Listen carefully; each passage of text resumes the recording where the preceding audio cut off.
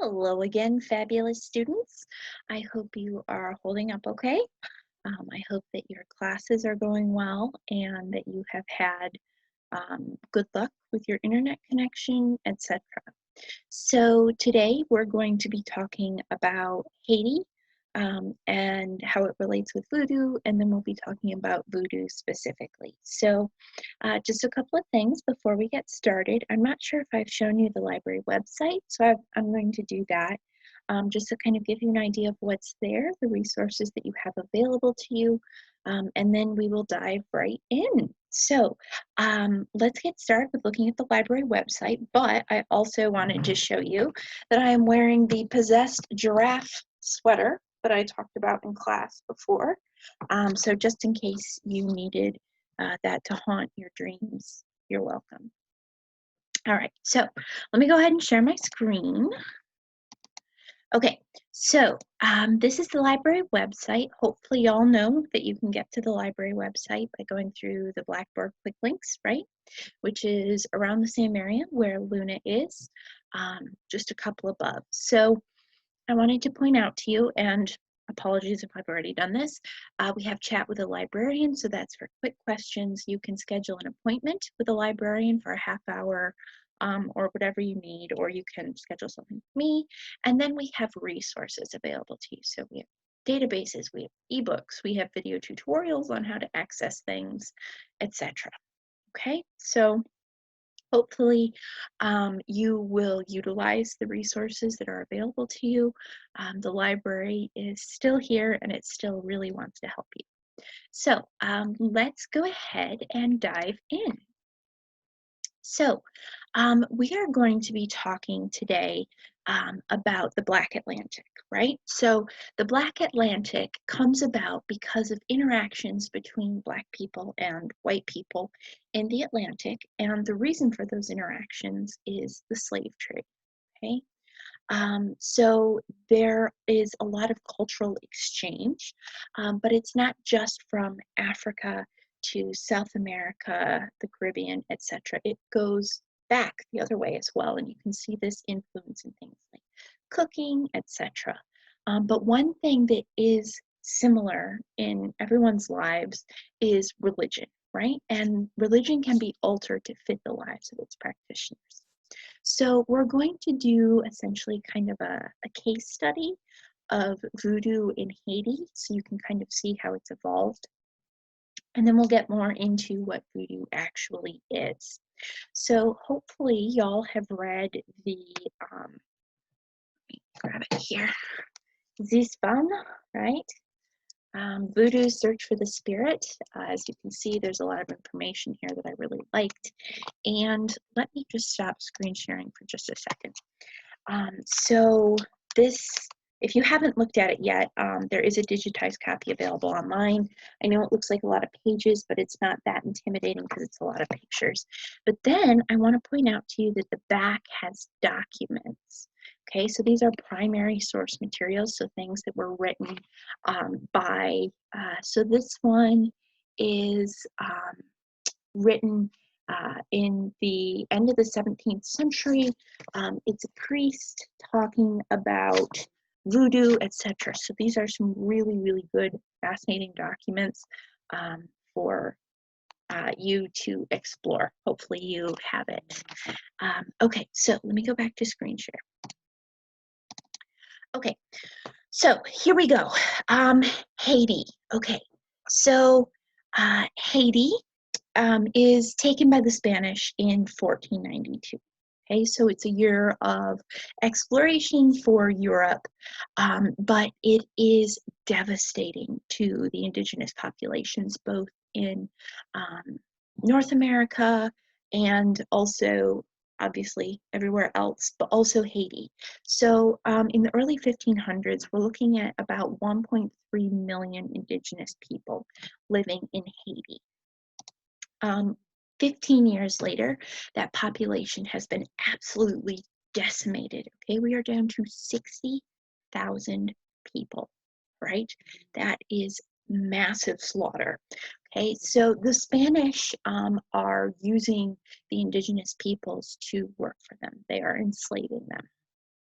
but the natives are also dying because they're being overworked, they're being abused, etc. So in 1503, you have your first group of enslaved people who are imported from Africa, okay? And they're being brought in to work in the mines. So in 1664, so we're jumping quite a bit, right? But I'm just trying to give you just like boom, boom, boom history. So the Indies Company is created, and they're importing enslaved people from Africa, etc. And of these enslaved peoples, the largest and most influential groups are from Dahomey and the Yoruba people, which is relevant because that is essentially the birthplace of voodoo in Africa, which is the root for voodoo as we know it today. So we have discussed this before in class, and the pictures that I'm showing you in the background are just images that were taken by a photographer at a carnival. Oh dear, sorry. My mouse slipped. So pictures that were taken at a carnival of initiates, people practicing voodoo, etc. So anyway, okay, so we've talked before about how slave people who owned enslaved peoples would separate families, right? So they would try to break up any bonds that held people, to alienate them, right? All sorts of things, and they would also split up groups that spoke the same language because it's much harder to foster rebellion if you cannot speak with the people around you. All right. Now, the Caribbean and Haiti, they are primarily using enslaved peoples to work on sugarcane plantations. And sugarcane plantations are particularly brutal, much more so than slavery at cotton plantations, anything like that. So the anticipated lifespan of someone, okay, um, give me just 1 second. I'm sorry. Let me see if changing my internet source will help. Um, okay, so we are talking about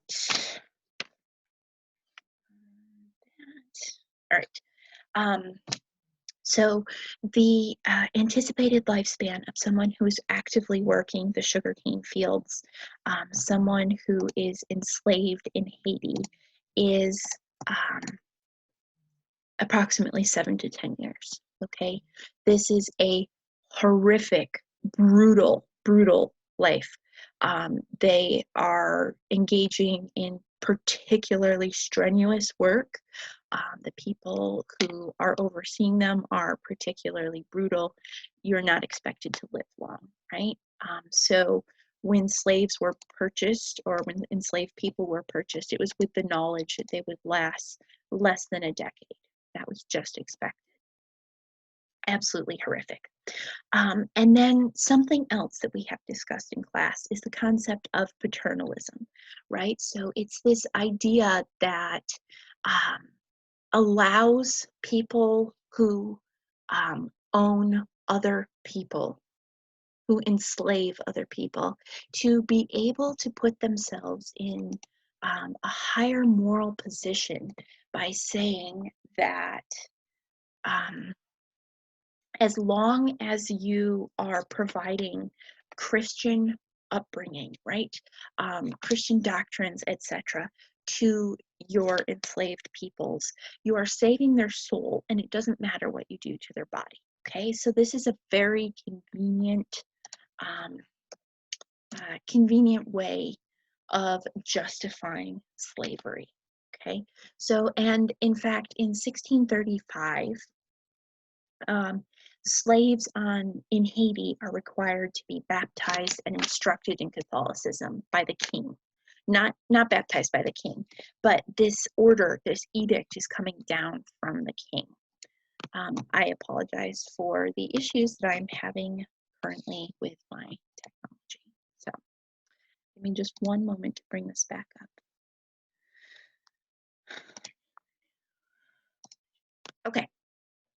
So, getting back to Haiti, right? So we have this horrific system, and people would attempt to escape from this system. And the escaped individuals would flee into the mountains and they would live this hard scrabble life there. But the thing was, the terrain, the geography of the mountains was so brutal that they often could not be pursued. It just wasn't worth it to pursue them. So they would have this hard life, but they would be free. Okay, so these are the images from the carnival. And then this is a contemporary depiction by a photographer of African individuals, he is African himself, wearing these collars that were placed on enslaved peoples. So this artist is Fabrice Montiero, and he calls this series Maroons. Okay, and this is the name that is given to these escaped formerly enslaved peoples. And what you're seeing here are um, devices that were placed on enslaved peoples as a way of attempting to keep them from escaping. Okay, so these are really beautiful, really brutal depictions of just what common instruments of slavery looked like. Okay. All right, so moving on. We have these Maroons who have escaped. There are colonies that are established all over South America and the US and Canada, Nova Scotia, Sierra Leone, okay? And by the end of the 1700s, the number of slaves in Haiti massively outnumbers um, slave owners. Okay, so we're looking at between 400 and 500,000 enslaved people, 40,000 white people or slave owners, and 25,000 free Black people or mulattoes. Okay, so what you're looking at here, this is a contemporary depiction of essentially cast portraits, and this is a depiction from the 18th century of castes. So these are classifications that are placed on people based on who your mother and father are and what their lineage is. So there's this huge importance placed on blood and the so-called purity of blood, right? And we're going to see the importance of the purity of blood come up again, specifically next week with the Adrian Piper artwork. Okay, so just kind of setting the stage. So I'm going to give you a little bit of more contemporary history of Haiti. So in 1850, an ardent voodoo follower sets himself up as emperor of Haiti, and he constructs a dictatorship, right? Again, follows voodoo. In 1860, his empire falls, and Catholicism becomes the official religion of Haiti. And there's an agreement signed with the Vatican that Catholicism is going to be religion. Okay. So there's a long history of fear-mongering and using voodoo as an excuse.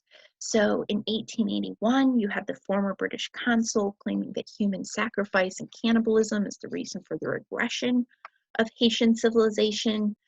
In 1910, American authors discover voodoo. They make claims about human sacrifice. 1915, U.S. Marines arrive to liberate Haiti.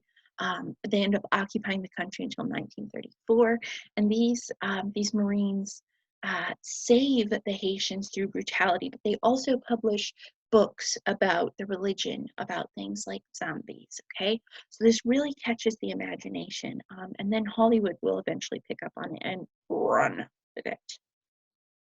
All right, so okay.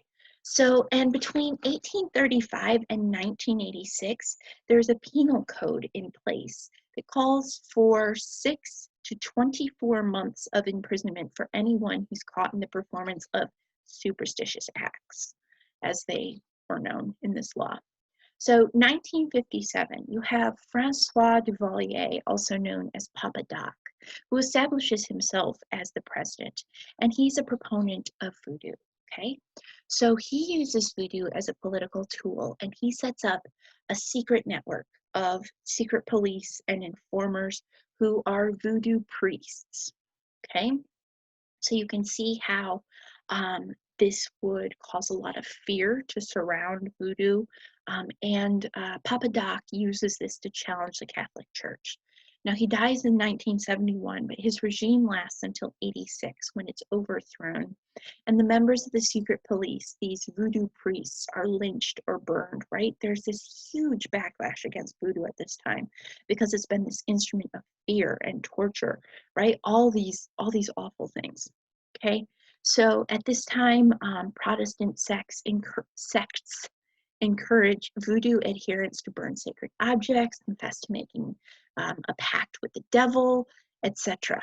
Okay, so still negative reception of voodoo in Haiti, which there has been some effort to change, to adjust, but there is still, there's often a perception of voodoo as being dark, right? So think about Hollywood. I have a couple of pictures here. Hopefully I can get to them without freezing everything, because that would be bad.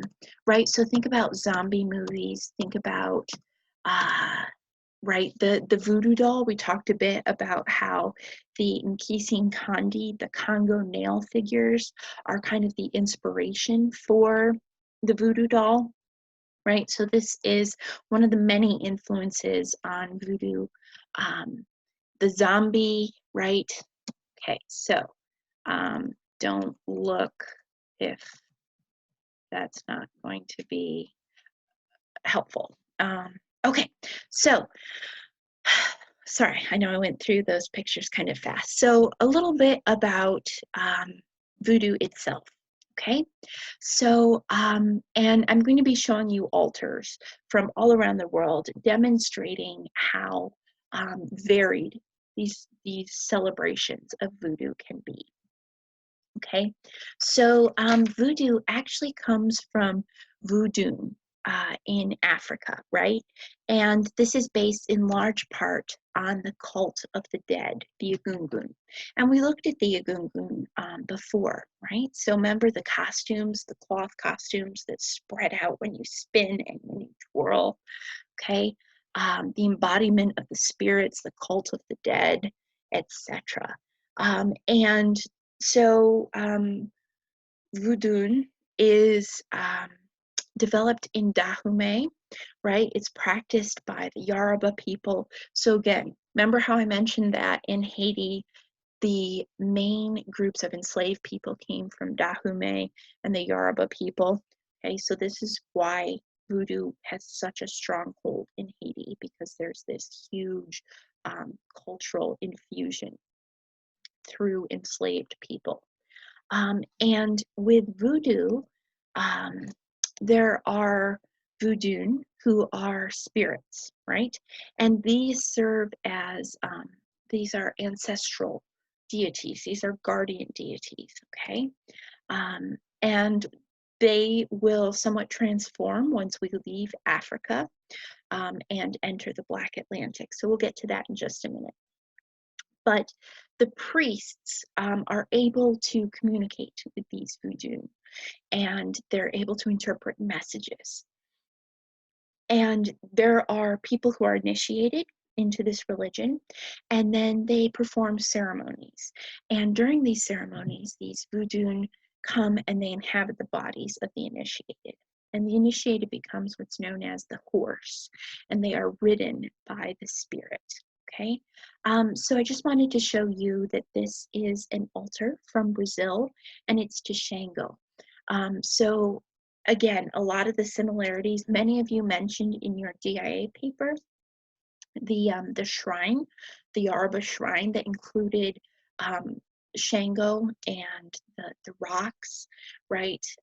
Thunder, all of that. So I just wanted to show you that these elements are still part of voodoo, and they have been exported into the Black Atlantic.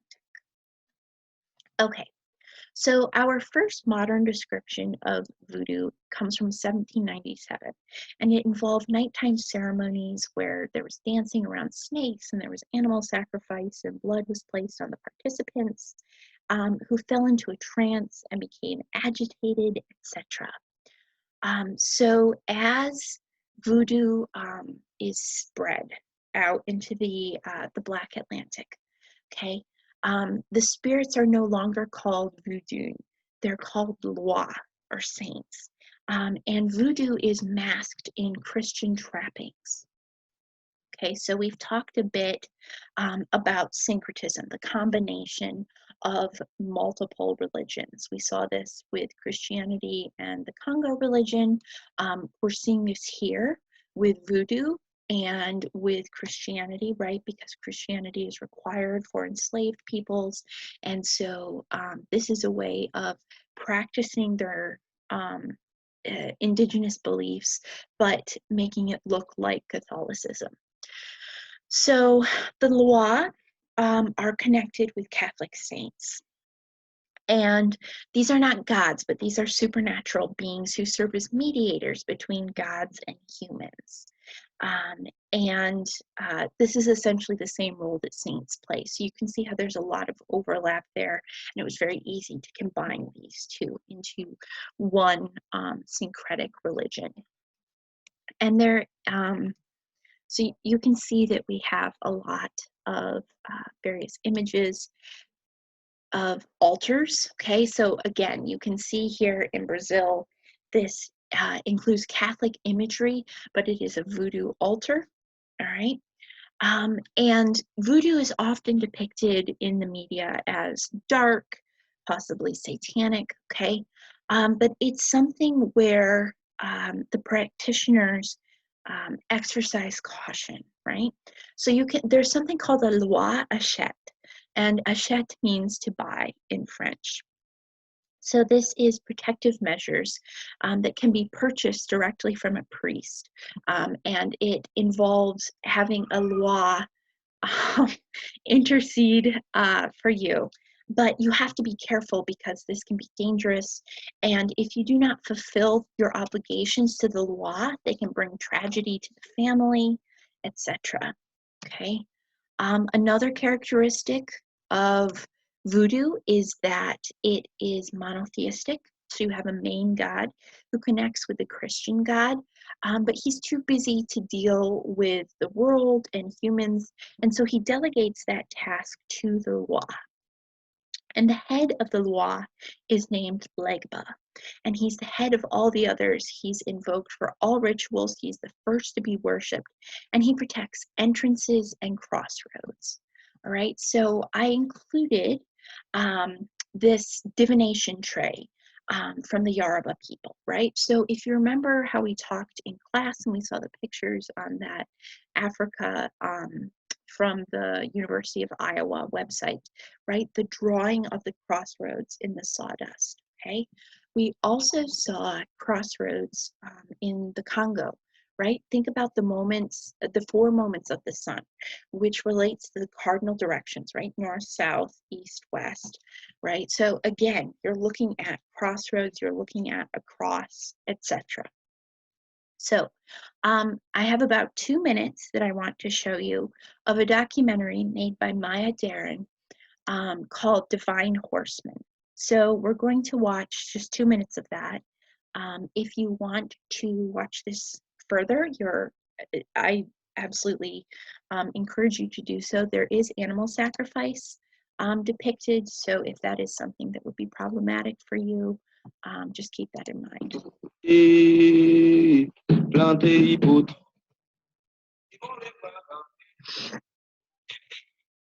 A divine spirit is called a Loa. Is the Loa who is the link between the visible mortal and the invisible immortal realms. Is the being that navigate between the vertical axis of the universe and guardian of the sacred gateway in his being who grants contact with the other Loa. Like God must be the first Loa to be ritually saluted if this is to be achieved.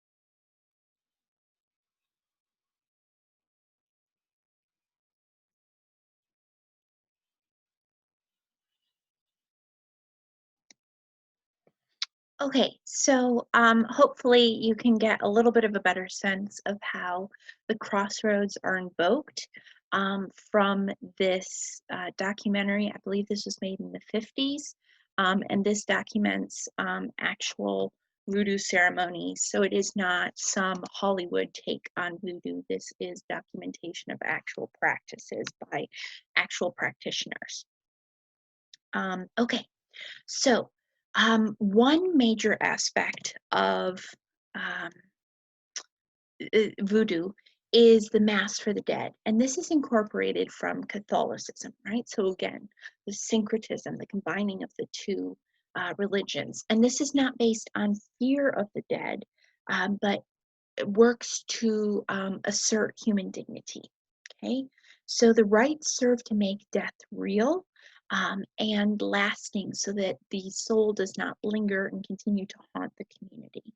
So, for a few moments after death, the person's soul lingers, and there's a priest present who serves to contain and corral this spirit. And a vigil is held overnight, which helps overcome the despair of the evidence of death with affirmation of life. This is also a sign of social standing. Um, Death is not actually a permanent source of anguish. So, although surviving people undergo a period of mourning, which would vary based on their relationship with the deceased, the end of the period of mourning signals that the deceased's soul has moved on to the world of the dead. There is a rite of offering where you can offer meals to the dead for their journey to the invisible world beneath the waters. And this allows for a dialogue between the dead and the living. So you can learn more about life, you can learn more about death. And the days after what we call Halloween, so November 1st, November 2nd, it's something called Luaga Day. And this is a celebration to honor the Loa, the spirit of the dead. And people may be possessed by Gade. And this is actually comical and satirical rather than menacing, etc. So, and these altar images are not necessarily tied to what I am saying, but I want to give you visuals of what these altars can look like. There's a lot of variety, and things are placed on these altars that have meaning to the practitioners, that have meaning to the priests who create these objects, these altars. So here you see the priest who has assembled this altar and he is dedicating the cult image. And this is from Ghana. Okay, so voodoo ceremonies vary based on the priest who's conducting it. They typically involve animal sacrifice. So this animal is offered food. It undergoes a purifying toilet, as does the person who's doing the sacrificing. And if the animal eats the food, it's a sign that the law has accepted this sacrifice. And the animal's body is pointed in the four directions. So again, the crossroads of the divination of the Yoruba, the four moments of the sun of the Congo, right? This cross symbol.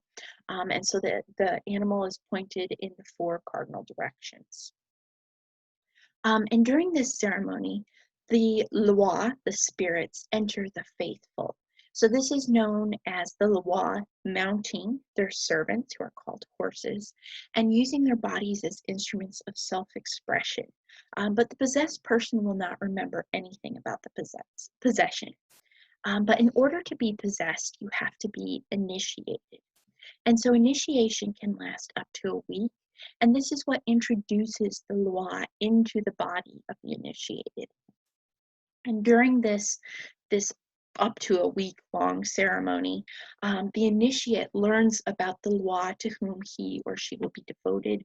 So you would have a specific loi who is most important to you. So if you are at all familiar with Catholicism, patron saints, right? So the idea that you connect more closely with a specific saint than others, it's a similar idea with the loi and the spirits. Okay, so that's pretty much my overview of, of voodoo for you. Voodoo as it is practiced in the Black Atlantic. As you can see from where these are located, right? These altars are in Africa, they're in South America, they are in New Jersey, okay, New Orleans. So we don't actually know how many people practice voodoo because most voodoo practitioners call themselves Catholic, right? So again, to avoid persecution, etc. So I had a nice picture of a New Orleans voodoo altar. So for anyone who's been to New Orleans, there's the Voodoo Museum. Louisiana or New Orleans voodoo is its own take on voodoo. Countries will have their own takes on it. And the American or Louisiana New Orleans voodoo has a special emphasis on what is known as gree-gree. So these are objects that are assembled by priests, right? It's not known all the elements that are within them. So again, right, think about all the objects, all the spiritual objects that we have looked at in this class that incorporate medicinal herbs, things that have these magical properties, but it's not known what is within them. Think about the nail figures from the Congo, right? And how they had the belongo in their stomach. You can't see, but I'm hitting my stomach right now. And that is the package of the herbs, right? Placed within them. And so that's kind of what you're looking at with the gree-gree. Right, and these have amuletic, talismanic properties, protective properties, good luck, etc. And these would be small, unlike the nail figures or other spiritual objects we've looked at in class. And these are something that could be carried with you individually. So, okay. So I'm going to stop sharing my screen. Hopefully that was a decent introduction to voodoo.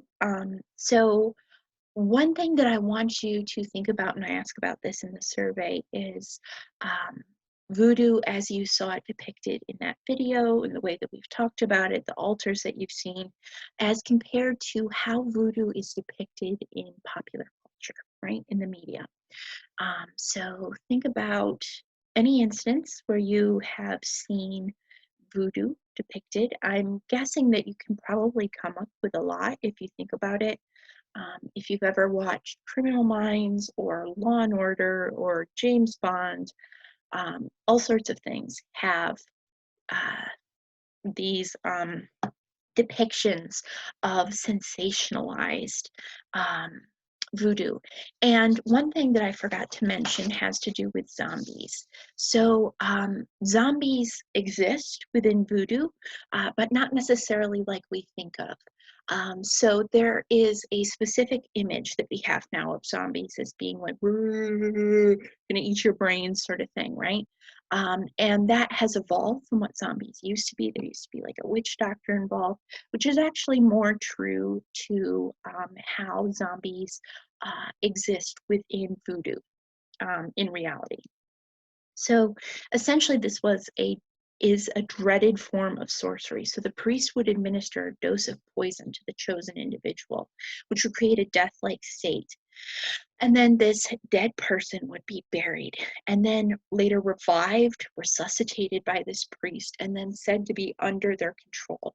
Okay, so you can see how this would be a very scary concept. but it has been completely taken, and the way that we now think about zombies, like the apocalypse, is almost completely divorced from this voodoo concept of zombies. So I just kind of want you to think about the ways that voodoo has been distorted in the media.